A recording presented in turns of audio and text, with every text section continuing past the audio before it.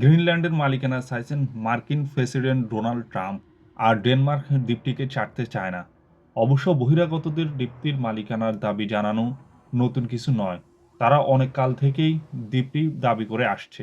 ঔপনিবেশিক আমলের আগ পর্যন্ত এখানে বাস করতেন আদিবাসী ইনুইটরা। 1721 সালে ডেনমার্ক ও নরওয়ে সেখানে ধর্মযাজকদের পাঠানো শুরু করে।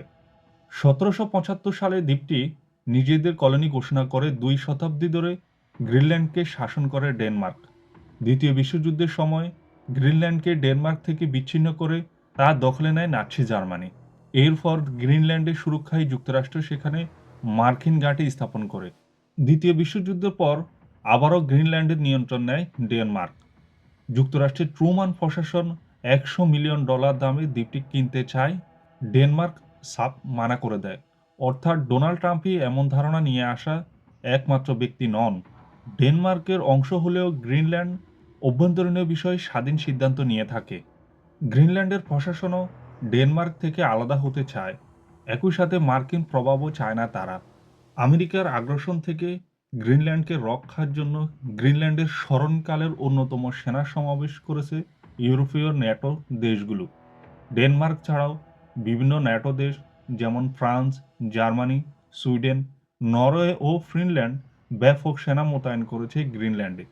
ডেনমার্কের অনুরোধের পরে ফ্রান্স 15 জন, জার্মানি 13 জন, সুইডেন ও নরওয়ে 2 জন করে এবং ফিনল্যান্ড ও যুক্তরাজ্য 1 জন করে সৈন্য পাঠিয়েছে।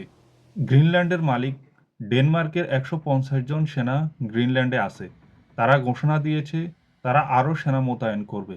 উল্লেখ্য, গ্রিনল্যান্ডের ফিটুপিক স্পেস বেসে 200 জন আমেরিকান সেনা রয়েছে।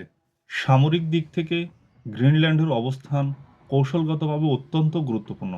আর্কটিক অঞ্চলের জন্য এটি একটি প্রধান পর্যবেক্ষণ ও নিরাপত্তার কেন্দ্র। দ্বীপটি শুধু ভূরাজনৈতিক গুরুত্ব নয়, বরং আর্কটিকের ভবিষ্যৎ জলবায়ু, প্রাকৃতিক সম্পদ এবং সমুদ্রপথ নিয়ন্ত্রণের জন্যও গুরুত্বপূর্ণ। গ্রিনল্যান্ডের এই অবস্থান শুধু ডেনমার্ক বা মার্কিন যুক্তরাষ্ট্রের নয়, পুরো ন্যাটো এলাকায় সামরিক সমতা ও স্থিতিশীলতার দিকেও প্রভাব ফেলতে পারে।